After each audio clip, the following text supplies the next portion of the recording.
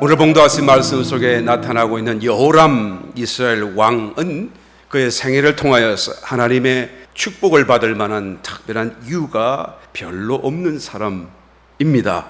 북이스라엘 왕들 중에서도 가장 극악했던 아합 왕의 아들이죠. 그가 아버지 아합만큼 극악하지는 않았다고 할지라도 그도 악한 왕이었고 하나님 보시기에 축복할 만한 특별한 이유가 있는 왕이 아니었다라는 것이죠. 그런데 그 아버지 아합이 죽자 이제는 국력이 더욱 쇠퇴해져서 그동안 조공을 바치고 있던 모압이 배반을 하게 됩니다. 자기는 남쪽에 있는 형제 나라인 유다와 또한 속국과 같은 에돔까지 원조를 요청하고 세 나라가 연합하여서 이제는 모압을 정벌하기 위해 나아가게 되죠. 에돔 광야길로 가는 중에 지금 7째 날이 되었습니다. 일주일이 지나도록 물 한 방울을 발견하지 못했어요. 그러니까 다른 것은 몰라도 당장 마실 것이 없어서 육축과 또 함께하는 병마가 견딜 수 없는 생존의 위기에 처한 또한 상황이 되고 말았던 것이죠. 그럴 때 동행하고 있던 남유다 왕이었던 여호사밧이 하나님께 물어보기를 요청하는 것입니다. 마침 엘리사가 그곳에 있어서 불러서 엘리사를 하나님 앞에 기도하게 하고 하나님의 말씀을 듣게 되는데요, 하나님은 놀랍게도 구원하실 것과 승리를 주실 것을 말씀해 주는 것을 알게 됩니다. 이 여호람은 하나님의 축복을 또한 기도와 응답을 받을 만한 그런 이유가 없는 왕이었지만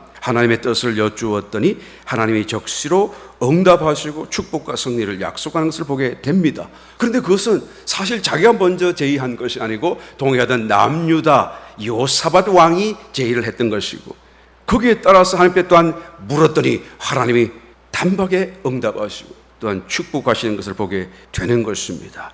여러분, 이 여호람의 모습을 통해서 우리가 연상할 수 있는 것은 하나님의 놀라운 축복, 하나님의 놀라운 역사, 임재, 또 하나님의 나라, 이 모든 것을 침노하는, 침략하여 정복하는 듯한 천국을 침노하는 자의 표상이다라는 것을 우리가 연상하게 되는 것입니다. 천국은 열려 있고 지금도 천국은 침노를 당하고 있습니다.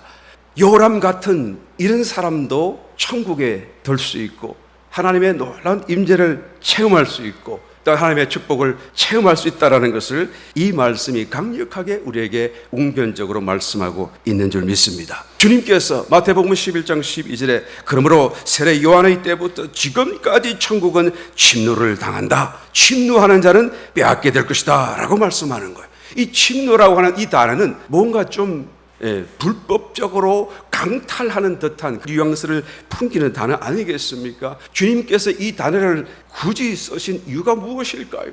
주님이 십자가를 통하여 모든 것을 열어주셨고 이제는 천국 들어가는 것은 합법적인 것이 되었고 살인을 하는 사람도 천국 들어갈 수 있고 누구든지 믿기만 하면 들어갈 수 있도록 하셨는데도 불구하고 여전히 약간의 이런 불법적인 듯한 뉘앙스를 주는 이 단어를 왜 주님께서는 선택하셨을까요? 사실 우리의 입장과 우리의 자격으로만 두고 본다고 한다면 여러분 100번 맞는 말씀입니다. 정말 우리는 자격이 없고 정말 침노 그 이상 그보다 더 불법적인 모습이다라고 고백할 수밖에 없을 것입니다. 그런데 사실은 이 말씀의 의미는 불법적이냐 합법적이냐 그 얘기를 하려고 하시는 것이 아니고 어떤 violence, 어떤 강압적으로라도 정말로 천국을 사모하고 천국을 체험하기를 바라는 강한 마음의 열망, 자세 이런 것을 포함하는 단어로 사용되고 있다는 것을 우리는 또한 이해해야 된다라는 것입니다. 천국은 열려져 있습니다. 우리가 살아있는 동안에 천국을 체험해야 되지 않겠습니까? 살아있는 동안에 천국을 체험하기 위해서 우리의 삶의 자세가, 믿음의 자세가 여러분 침노하는 듯이 정말로 강탈하듯이 강한 변화된 모습이 있어야만 된다라는 것을 말씀해 주는 줄 믿습니다. 저와 여러분 다시 한번 살아서 천국을 체험하는 놀라운 축복을 얻게 되시기를 예수님으로 축원합니다. 어떻게 하면 천국을 침노할 수가 있는 것입니까? 첫 번째로 자신의 삶을 천국과 조율해 가야 됩니다. 본문 말씀 15절 이제 내게로 검은고 탈 자를 불러오소서 하니라. 검은고 타는 자가 검은고를 탈 때에 여호와께서 엘리사를 감동하시니. 여러분 검은고를 왜 불러오라고 그랬어요? 검은고를 왜 타야만 했었던가요?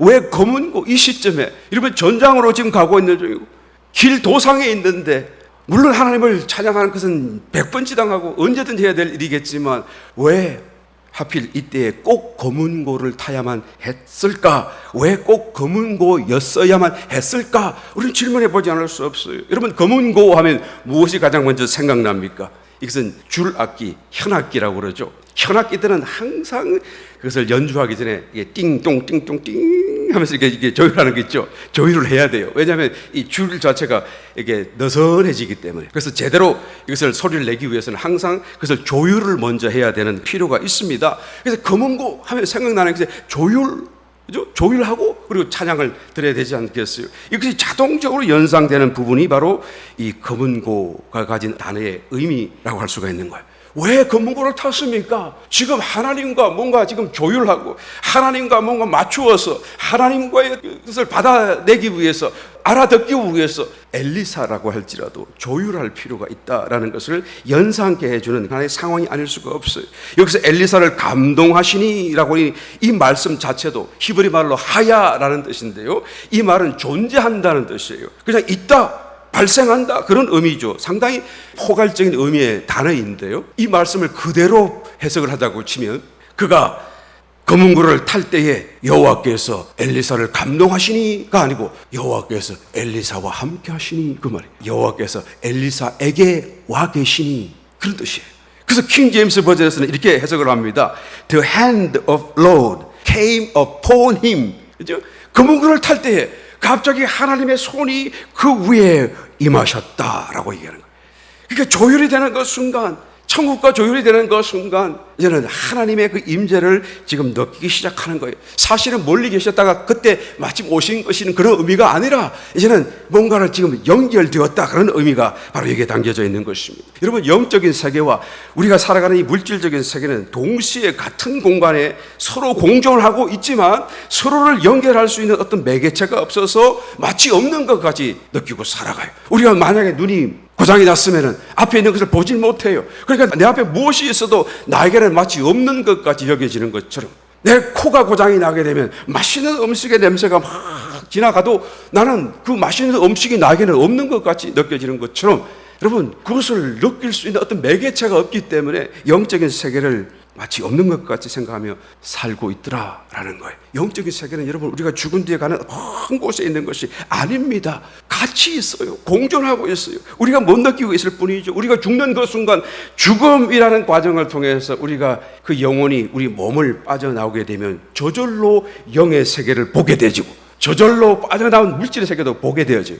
왜 그렇습니까? 영이라고 하는 것이 가장 상위 감각의 세계거든요. 그러니까 영의 세계도 보게 될 뿐만 아니라 그 아래 하위 감각의 세계, 모든 세계를 다 함께 볼 수 있게 된다라는 거예요. 내가 죽는 것은 영의 세계로 내가 이동하는 것이 되기 때문에 천국은 언제 볼 수 있습니까? 죽으면 다 볼 수 있어요. 저절로 보게 되어집니다. 저절로 다 느끼고, 귀신도 보고 하나님도 보고 다 보고 알 수가 있게 되는 것이. 그런데 중생한 성도는 죽지 않았었어도, 아직 몸을 빠져나오지 않았었어도 그 속에 영이 살아났기 때문에 상위 감각인 영의 세계를 느낄 수 있고 깨달아 감각할 수 있다라는 거예요. 문제는 그 영과 나의 혼이 조율될 필요만 남아 있을 뿐이죠. 이것이 조율이 안 되어가지고 이 소리가 무슨 소리인지, 이게 무엇인지 모르고 있다는 거예요. 그러나 그것이 탁 현악기, 줄악기 맞추듯이 탁 소리가 맞춰지면 탁 이렇게 그 뜻과 그것을 느끼기 시작하는 거예요. 조율이 성공적으로 이루어지게 되면 적시로 어떤 느낌이 일어나기 시작합니다. 왜요? 영적인 세계가 존재하니까 그런 거예요. 영적인 세계가 함께 있기 때문에 그런 것입니다. 실제로 있기 때문에 그래요. 성경을 보게 되면 새 예루살렘 성에 대한 묘사가 있습니다. 성경의 맨 마지막 부분 요한계시록, 요한계시록의 맨 마지막 부분 21장, 22장. 그러니까 맨 마지막에 기록되었다는 것은 모든 성경의 결론이라는 뜻이 되겠죠. 모든 인류의 역사, 창조의 역사, 그 목적이 바로 여기 있다는 것을 의미가 되겠죠. 그 새 예루살렘 성이 영화롭게 이제는 나타나는 모습을 기록하고 있어요. 그 새 예루살렘 성 안에 하나님의 보좌가 있고, 그 보좌 아래로부터 생명수 강이 샘물처럼 솟아나더니 점점 강을 이루고 온 세상을 다 적시는 모습을 사도 요한이 직접 보았다라는 것이죠. 이것은 이상을 얘기하는 것이 아니고 환상을 얘기하는 것이 아니고 상징이라는 것도 아닙니다. 실제를 본 거예요. 영적인 세계 안에 그런 모형과 형태를 가진 실제를 보고 있었다는, 그리고 그것은 지금도 흐르고 있다. 라는 것을 얘기하는 거예요. 그래서 주님께서는 말씀하시기를 요한복음 7장 37절에 명절 끝날 그 첫날에 예수께서 서서 외쳐가라사대 누구든지 목마르거든 내게로 와서 마시라. 나를 믿는 자는 성경의 이름과 같이 그 배에서 생수의 강이 흘러나리라. 이 생수의 강이 우리 속에서도 흐를 수가 있다는 거예요. 지금도 흐른다. 믿는 사람들, 거듭난 사람들에게 주님이 그 말씀을 하는 거예요. 39절 이는 그를 믿는 자의 받을 성령을 가리켜 말씀하신 것이라. 그러니까 생수의 강이 알고 봤더니 성령이라는 말씀인데, 성령을 통해서 성령의 흐름이 생명수의 강인데, 그런데 그것을 어디서 출발했는지 그것으로 올라가서 보니까 새 예루살렘 성 하나님의 보호자로부터 이 성령이 강을 이루어서 그 형태를 가지고 흐르고 있었고, 그 흐름이 이제는 우리에게까지 닿아서 우리가 그것이 배에서 흐르고 있다는 것을 느낄 수 있게끔 지금 현실 실체화 되는 것을 주님께서 말씀해 주는 것입니다.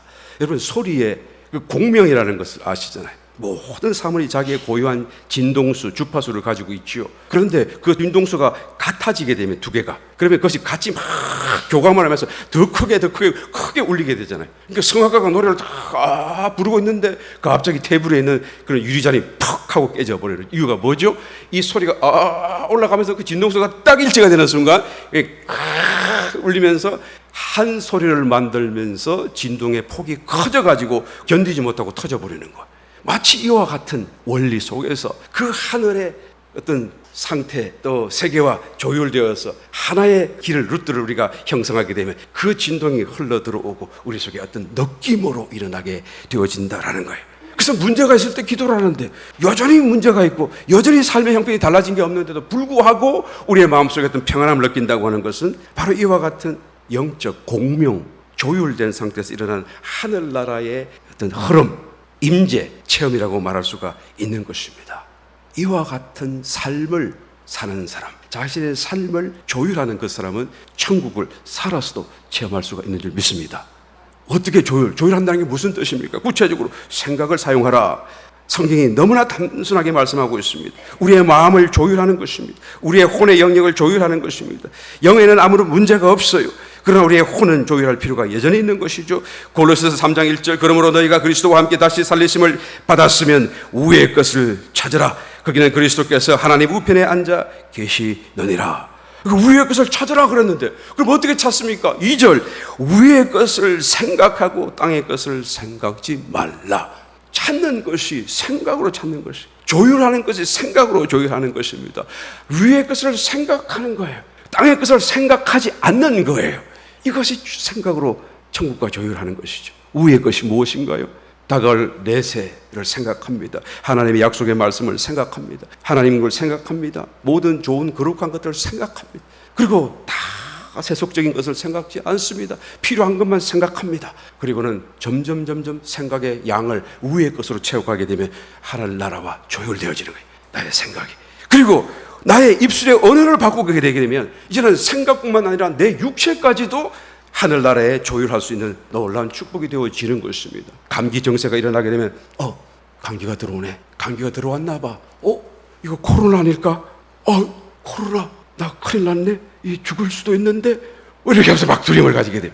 그러면 내 몸이 그 소리를 탁 듣는 순간 내가 입 밖으로 생각했던 것을 밖으로 내는 그 소리를 듣는 그 순간 그 진동을 다 내 몸이 느끼잖아요. 그 소리의 울림을. 그러니까 몸이 말을 합니다. 세포들이 여들어라. 내 주인이 이제는 코로나가 들어온다고 말씀하셨다. 그러니 너희는 코로나가 들어오거든 마음 문을 확 열고 그를 환영해라. 기다려라. 그리고 절대 싸우지 말라. 주인이 들어오신다고 그랬다. 그러니까 너희는 다 코로나를 만나면 투항해라. 항복해라. 그런데 그렇게 하지 않고 코로나가 어디에 있어? 하나님이 고치시고 하나님이 이 모든 것을 다 갚으셨어. 나사렛 예수의 이름으로 명하노니 이 감기야 떠나가라. 코로나에 떠나가라. 병마야 떠나가라. 나는 너를 미워한다 라고 말을 하게 되면 어떻게 됩니까? 내 속에 있는 몸에 있는 모든 세포들이 주인이 싸우라고 말씀하신다. 그래서 막 그 싸울 때 얼마나 힘을 내겠어요? 그래요 안 그래요?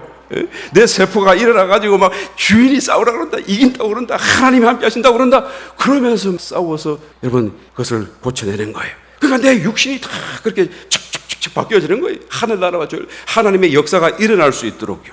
범사에 감사하는 말을 더 많이 하게 되시기를 예수님이 축원합니다. 믿음의 말을 하시기를, 불평하는 말을 하지 말게 되시기를, 하나님을 인정하는 말을 더욱더 하게 되시기를 예수님 이름으로 축원합니다. 그럴 때 천국을 체험하는 거예요. 두 번째, 어떻게 해야 됩니까? 천국이 내 삶에 임할 수 있도록 내 환경도 바꾸어 가야 돼요. 내가 환경적으로도 천국이 임할 수 있는 어떤 공간을 만들어가는 준비를 하는 삶을 살아야 되는 것입니다. 마음에 기대만 하고 있어서는 안 돼요. 마음에 그렇게 소망만 가져서는 안 돼요. 실제로 내가 믿는다, 정말 이렇게 하면 하나님이 또한 천국이 내 삶 속에 임할 수 있다, 나는 천국을 체험할 수 있다라는 그 믿음을 보일 수 있는 환경적인 변화 준비를 만들어 가야 되는 것입니다. 본문 말씀 16절, 저가 가로되 여호와의 말씀이 이 골짜기의 개천을 많이 팔아 하셨나이다. 여호와께서 이르시기를 너희가 바람도 보지 못하고 비도 보지 못하되 이 골짜기에 물이 가득하여 너희와 너희 육축과 짐승이 마시리라 하셨나이다. 그러니까 하나님의 말씀은 곧 엄청난 비가 와서 물이 막 공급될 것이다. 그러니까 준비하라는 그런 말씀 아니에요? 준비한다고 하는 것은 뭔가 실제적인 행위를 말하는 것입니다. 이 골짜기의 개천을 많이 팔아. 이 개천이라고 하는 단어는 게브라는 단어인데요, 이것은 개천이라고 번역되어 있지만 그 본래적인 의미는 웅덩이라는 뜻이죠. 흘러가는 개천을 하면 그냥 물이 왔다가 확 지나가면 없어지겠지만 이 웅덩이를 파게 되면 그 물이 고여있고 지나가더라도 남아있게 되는 것 아니겠습니까? 그러니까 이 게브를 많이 팔아. 하나님의 축복이 임하고 하나님의 천국이 임하게 되면 그것을 너희가 오래오래 누릴 수 있도록 담을 수 있는, 하나님의 나라가 떠나지 않고 너희의 삶 속에 머물 수 있는 웅덩이를 많이 팔아 환경을 바꾸라, 믿음을 보이라 라는 그런 말씀이에요. 그래서 골짜기라는 말은 와디죠. 와디, 드라이 밸리. 그러니까 평상시에는 아무것도 없고 드라이 되어 있는 골짜기인데 왜 생겼습니까? 이 골짜기가 갑자기 비가 오면 그죠, 사막지대 같은데 큰 이 홍수가 져서 그것이 모여가지고 급하게 급류가 되어 흘러가죠. 그래서 이게 이제 급류가 지나간 자리가 이제는 골짜기가 되어서 와디라고 부릅니다. 와디. 그러니까 순식간에 물이 불어나가지고 큰 홍수 같은 강이 되어 지나가는 그런 상황이죠. 만약에 웅덩이를 파놓지 않고 있다고 한다면 막상 물이 불어난다고 할지라도 한 차례 휩쓸고 지나갈 뿐이죠. 남아있는 건 아무것도 없게 될 것입니다. 그러나 웅덩이가 준비되어 있다고 한다면 지나갈지라도 여전히 남아있어서 짐승이 마시고 육축들이 마실 수 있는 그런 하나님의 축복을 체험하고 소유할 수 있게 된다라는 것입니다. 우리가 믿는다고 한다면 반드시 그와 함께 준비하는 행위가 있어야 된다라는 것입니다. 환경적으로 천국을 위하여 우리의 삶을 변화시키고 바꾸어가고 준비한다고 하는 것은 우리의 믿음과도 연관되어져 있어요. 내가 살았을 때 하나님을 체험할 수 있고 내가 살아있는 동안에 천국을 체험할 수 있다 없다, 믿는다 안 믿는다라는 그 믿음에 따라서 내가 믿어지는 만큼 내가 준비하지 않겠어요?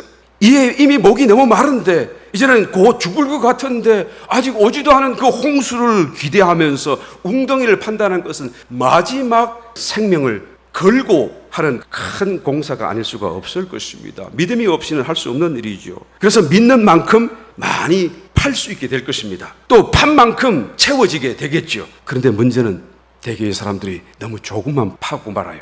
파다가 말아버려요. 충분하게 파지를 않습니다. 열왕기 4장에 가서 보게 되면 엘리사 선지자가 신학교를 만들었는데 많은 신학생들이 들어와 공부를 하는데 그중에 한 학생이 그만 죽고 말았어요. 왜 죽었는지 모르겠지만 그 아내도 있고 두 아들이 있는데 남편이 죽고 나니까 그 삶이 너무 피폐해져 가지고 빚을 지고 겨우겨우 살고 있어요. 이제는 더 이상 살 수가 없습니다. 빚쟁이 들어와서 그 두 아들 내놔라, 종 삼겠다 그러니까 이제는 견딜 수가 없어서 엘리사 선지자 선생을 찾아와 사정을 얘기합니다. 그러니까 엘리사가 묻습니다. 너희 집에 무엇이 있느냐? 아이고 우리는 아무것도 없습니다. 기름 한 병, 전 재산 남은 거 기름 한 병밖에 없어요. 그래, 그러면 이웃을 다니면서 그 기름을 담을 수 있는 빈 그릇들을 빌려라. 조금 빌지 말고 많이 빌려라. 그리고 그 빌린 것을 갖고 문을 닫고 들어가서 둘이서 부어서 그것을 채워라. 그 채운 만큼 팔아서 그것으로 내 빚도 갚고 그리고 먹어라 라고 말씀을 하는 것을 들었어요. 그래서 기대를 갖고 동네를 다니면서 빈 병을 자꾸 이렇게 빌리죠. 빌리다가 보니까 어느 순간 이 정도면 됐겠지. 뭐 더 나오기나 하겠어? 이 정도면 또 충분하지 않겠어? 라고 하는 그런 어떤 정점이 있었겠죠. 그래서 이제 그때까지만 빌렸고 돌아와서 물을 들고 부었더니 계속 나오는 것입니다. 그러니까 붙다가 보니까 야, 더 많이 부을 수 있는데 더 많이 부을, 얘야 또 빈 그릇 가져오라는 게, 어머니 빈 그릇이 없습니다. 그러니까 없습니다 말하니 곧 기름이 거쳤더라, 이렇게 나오는 거예요. 여러분, 이 말씀이 우리 마음 가운데 크게 와닿아야 되는 것입니다. 나는 이 기사를 읽을 때마다 이 과부가 그 아들들과 함께 얼마나 많은 그릇을 빌렸을까 날 궁금해요. 아마 조금 열심으로 이웃 마을이 아니라 이웃 도시까지 가서 빌려왔다고 한다면 이스라엘에 갑부 하나 나오지 않았겠어요? 이스라엘이 정말 갑부 중에 또 다른 갑부 하나. 여러분, 이것을 욕심이라고 생각하지, 탐욕이라고 생각하지 마시기 바랍니다. 하나님을 더 인정해 드리는 거잖아요. 예, 우리 하나님은 이 정도가 아닙니다. 시시하게 와 이런 걸 하는 것을 다 할 수 있는 분이 우리 하나님입니다 라고 말하는 것이 되잖아요. 하나님도 그것을 기뻐하지 않겠어요? 그리고 갑부가 되어가지고 말이죠, 신학교도 지원하고 하나님의 사역을 지역하고 그렇게 하면 자기도 좋고 하나님께도 영광이 되고 하나님이 얼마나 기뻐하시겠어요. 시편 81편 10절 이하의 말씀을 찾아보게 되면, 나는 너를 애굽 땅에서 인도하여 낸 여호와 내 하나님이니 내 입을 넓게 열라 내가 채우리라 라고 얘기하는 거예요. 그런데 그 뒤에 말씀을 보세요. 하였으나, 이렇게 끝나요. 넓게 열라 내가 채우리라 하였으나, 그 다음 말씀을 읽어보게 되면, 내 백성이 내 소리를 듣지 아니하고 이스라엘이 나를 원치 아니하였도다. 그러므로 내가 그 마음에 강팍한 대로 내버려두어 그 임의대로 행하게 하였다. 하나님을, 그죠? 그렇게 크게 기대하지 않은 것이 강팍한 마음이라고 지금 말씀하는 거예요. 하나님을 그렇게 더 많이 기대하지 않은 그 마음, 밑에 더 믿지 않았던 그 마음을 하나님은 뭐라 그래요? 강팍한 마음이라고 말씀하고 있는 것을 우리는 알아야 되는 것입니다. 우리가 정말 천국을 체험하기를 원한다고 한다면 우리가 하나님을 믿되 정말로 믿음의 한계를 뛰어넘도록 우리의 믿음을 넓혀 가야 되는 거예요.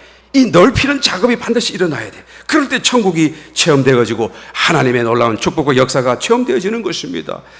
우리는 우리의 한계 안에서 사랑할 수 있어요. 또 우리의 믿음의 한계 안에서 믿음을 행사하고 믿을 수 있습니다. 봉사할 수도 있어요. 그런데 그 한계를 벗어나게 되게 되면 아무것도 할 수가 없어요.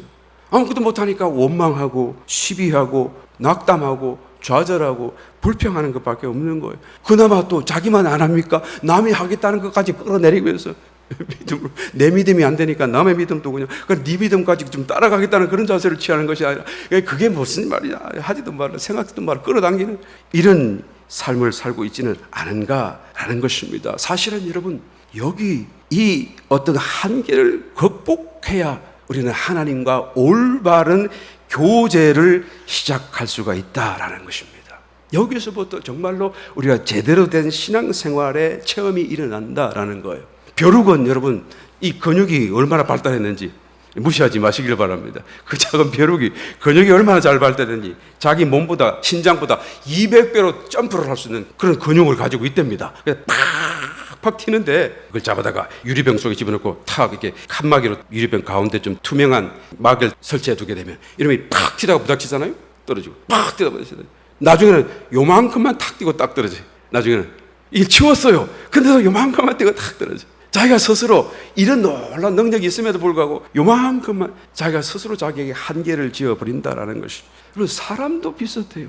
자기의 어떤 인식의 한계, 배움의 한계, 능력의 한계, 믿음의 한계, 경험의 한계 안에서 갇혀서 살아가요. 그리고 이것을 뛰어넘는 것을 싫어합니다. 새로운 것을 자꾸 이렇게 받아들이려고 하질 않아요.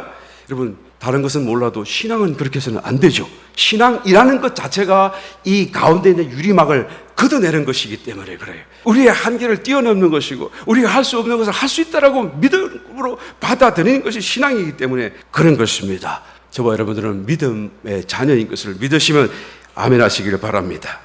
안 된다는 생각을 뛰어넘어야만 하는 운명 안에 다 들어와 있고 초대받은 사람들인 것을 우리는 알아야 되는 것이죠.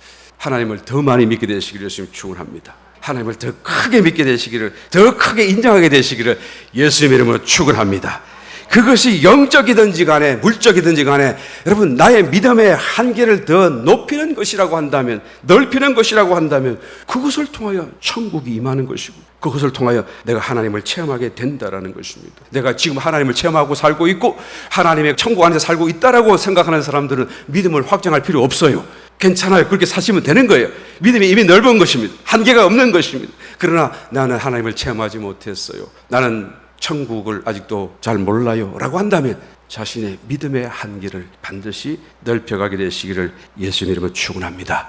세 번째, 마지막으로 우리가 어떻게 천국을 체험할 수가 있습니까? 하나님의 말씀을 믿되 끝까지 믿어야 된다라는 것입니다. 오늘 봉독하신 부분 말씀은 참으로 이해하기 어려운 상황으로 끝이 나는 것을 보게 됩니다. 끝까지 다 읽어보게 되면 하나님의 기적적인 도우심으로 다 이겨놓은 싸움을 마지막 순간에 정복하는 일을 마무리하지 않고 그냥 철수해버려요. 열왕기하 3장 26절 이하의 말씀 읽어봅니다. 모압 왕이 전세가 극렬하여 당하기 어려움을 보고 칼찬 군사 700을 거느리고 충돌하여 지나서 에돔 왕에게로 가고자 하되 능히 못하고. 그러니까 얼마나 이스라엘의 그 공격이 강했고, 그죠? 반드시 이기도록 되어 있는 상황이라는 것을 알 수 있죠. 27절 이에 자기 위를 이어 왕이 될 맏아들을 취하여 성 위에서 번제를 드린지라. 이 모압 사람들은 금오스라고 하는 그 우상을 숭배하죠. 금오스, 이렇게 청동으로 만든 이렇게 손을 이렇게 내밀고 있는 그 그림을 본 적이 있는지 모르겠습니다만, 이 손을 갖다가 뜨겁게 달구어 가지고 인신 제사를 드리는 거예요. 아주 흉악하죠. 죽으려면 자기들이 죽지 왜 애들을 데려다가 여기 올리는지. 자기 애들을 올려가지고 애기가 타서 죽는 거예요. 이게 끔찍한 일을 하는 사람들이. 그래서 자기의 맏아들을 취하여 성위에 번제를 드린지라. 이 생각에 아마 자기는 그 모습, 우리의 왕이, 우리의 신이 노예해서 우리가 싸움을 지게 만드셨는가 보다. 그래서 신을 달랜다고 이 제사를 했겠죠. 그런데 그 뒤에 문제를 읽어보십시오. 이스라엘에게 크게 통분함이 임함에 저희가 떠나 각기 고국으로 돌아갔더라. 왜 돌아가죠? 점령해야 되는데, 이 전쟁을 끝내야 되는데 왜 거기서 돌아갑니까? 통분함이 임했대요. 통분함이 뭐죠? 여러분, 여기는 분분합니다. 아마 금오스, 그 우상이 모복을 하게 되는가 보다. 이제는 자기의 맏아들, 임금의 맏아들까지 바쳤으니까 우리를 공격할 거 아닌가 두려워했다, 이렇게 말하는 사람도 있고, 어떤 사람들은 우상을 하나님과 같이 이렇게 믿고 인정했다는 그 사실에 하나님이 진노하셔서 그래서 통분함이 임했다라고 해석을 하기도 하고, 아마 의견이 분분합니다. 이랬다 저랬다 말을 하는데, 분명한 한 가지 사실은 이 사건 이후에 모압이 극적으로 나라가 살아나고 회복되어졌고요, 망해야 될 나라인데, 그 다음에 이스라엘은 그 왕조가 그냥 멸망당해버리고 말았어요. 엘리사를 통하여 주신 하나님의 말씀은 모압의 모든 성읍, 모든 사람, 모든 전쟁에서 반드시 승리하고 너희들이 차지할 것이다라고 주셨음에도 불구하고 이스라엘은 그 약속을 따라 끝까지 승리를 완수하지 못한 채 마지막 문턱에서 그냥 철수해버리고 말아요.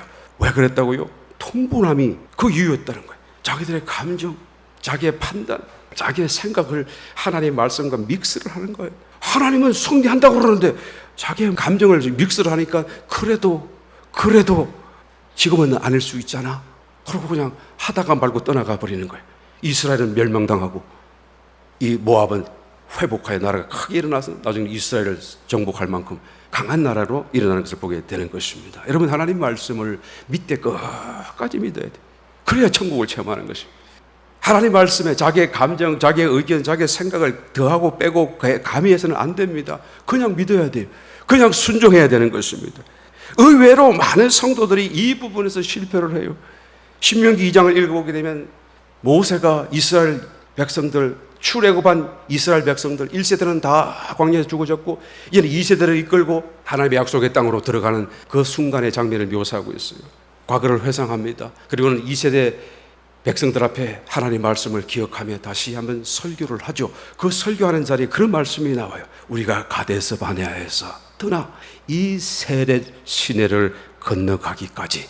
이 세렛 시내라고 하는 것은 아주 작은 시내인데 그렇게 폭이 넓고 큰 무서운 그런 게 아니라 그냥 건너면 건널 수 있는. 그리고 가데스 바네아 여러분 뭔지 아시죠? 광야 가운데 가장 오래 머물렀던 지역인데 거기서 마지막으로 12 대표들을 뽑아가지고 그 가나안 땅을 정탐케 하고 거기서 불신하고 막 들고 일어나서 하나님이 심판하시고 그냥 돌아가게 했던 그 지역이 가데스 바네아예요. 가데스 바네아에서 세렛 시내까지 와가지고 건너면 되는데 이거는 3일 정도밖에 그렇게 안 되는데 이거를 건너오기까지 38년이 지났도다 라고 얘기하는 거예요. 그걸 지나가면서 이 모세의 마음이 하나 여러 가지 감에 어떤 생각들로 그냥 막 하겠어요. 이거 아무것도 아닌데 말이에요. 그냥 건너가면 될 거를 가지고 38년 돌아 우리의 신앙적인 삶이 지금도 돌고 있는지 한번 돌아보시기를 바랍니다. 그냥 증거하면 되는데, 그냥 믿으면 되는데, 그냥 천국으로 들어가면 되는데, 그냥 돌아. 여러분, 밑에 끝까지 믿게 되시기를 축원합니다. 나폴레옹 힐이라고 하는 저자가, 자기 개발에 관한 내용을 적는 저자가요, Think and Grow Rich, 생각하며 살아라, 그래서 부자가 되세요 라고 하는 건 제목의 책이 있어요. 저도 이런 책을 별로 좋아하지는 않습니다만, 그런데 좀 더 이렇게 감동적인 내용이 있습니다. 그게 자기가 소개했던 여러 가지 일화 속에서 3 feet from gold라는 그런 일화를 소개하고 있죠. 메릴랜드에 살던 어떤 사람이 1800년대 미국 서부 골드러시 시절에 그 금광을 찾으러 떠나갔다가 금광을 발견했어요. 그 다시 돌아와서 자기 조카 더비라고 하는 주인공이 이 더비를 데리고 다시 가가지고 막 금광을 파죠. 그래서 이곳저곳 다 빌려가지고 그냥 기계들 장비들 다 빌려 팠는데 처음에 잘 나왔어요. 정말 품질 좋은 금이 나왔죠. 그래서 그걸 팔아가지고 빚도 갚고 다 이제는 곧 부자가 될 것이라고 생각하는데 갑자기 금맥이 딱 끊어져 버리고 아무리 파도 안 나오는 거예요. 결국은 포기를 하고 그 팔았던 것 다시 다 헐값에 처분을 하고 떠나갑니다. 그런데 그것을 다시 인수했던 고물상이 다시 조사를 해보고 다시 확인해 보니까 그게 이 사람들이 잘못 안 게 있었던 거예요. 뭔가 하면은 지식이 없는 거예요. 캘리포니아 지역은 이게 딱 단층 지역인데 이게 딱 갈라지는 이걸 갖다가 몰랐던 거예요. 바로 밑인데 파가 파다가 없어가지고 스탑을 했는데 거기서 조금만 더 파면 얼마요? 3 feet만 더 파면, 3발자국만 더 파면 그 금맥이 다시 이리 갔다가 여기서 이어지는 것인데 그거를 모르고 포기해버리는 거예요. 고물상이 그거 파가지고 이제 100만 장자가 됐잖아요. 근데 그 스토리가 거기서 끝나는 게 아니라 그 얘기를 이 사람들이 나중에 전해 듣게 되지 않겠습니까? 가슴을 칠 일이. 그런데 그 조카인 더비가 그때 생명보험 세일즈맨으로 이제 일을 하고 있었는데 그 얘기를 듣고 마음에 큰 깨달음과 각오를 다지게 됐대요. 아, 그렇구나. 3 feet만 더 가면 골드가 있는데 이 3 feet 철학, 필로소피를 만든 거예요. 그러니까 손님을 만나가지고 생명보험을 파는데 아, 이거 no 그러면은 이 말은 no를 해도 요 바로 3 feet 뒤에는 예스가 있다. 이런 생각을 한 거예요. 그래서 포기하지 않고 줄기차게 했더니 나중에는 매달 100만 불을 이렇게 계약을 성사시키는 탑 클래스 세일즈맨이 돼가지고 그도 100만 장자의 반열에 들어섰다라는 이야기를 하는 것이죠. 제가 이 얘기를 왜 합니까? 돈 많이 벌으라고 하는 것이 아니라 세상에 돈을 벌려고도 이렇게 악착같이 한다고 한다면 우리가 하나님의 보화, 하나님의 이런 축복을 얻고자 할 때에 우리가 악착스럽게 해야 되지 않겠는가라는 말씀을 드리고 싶습니다. 여러분, 3 feet, 3발자국만 더 들어가면, 3발자국만 더 여러분 믿음으로 나아가게 되면, 말씀을 인정하게 되게 되면 거기에 하나님의 천국 체험이 기다리고 있음을 깨닫게 되시기를 예수님으로 축원합니다. 자신의 삶을 천국과 조율하시기를 바라요. 생각으로, 말로 천국이 내 삶에 임할 수 있도록 환경적으로 준비하세요. 믿음을 보이세요. 그 다음에 하나님의 말씀을 믿되 끝까지 믿어서 천국을 침노하는 저와 여러분이 되시기를 예수 이름으로 축원합니다.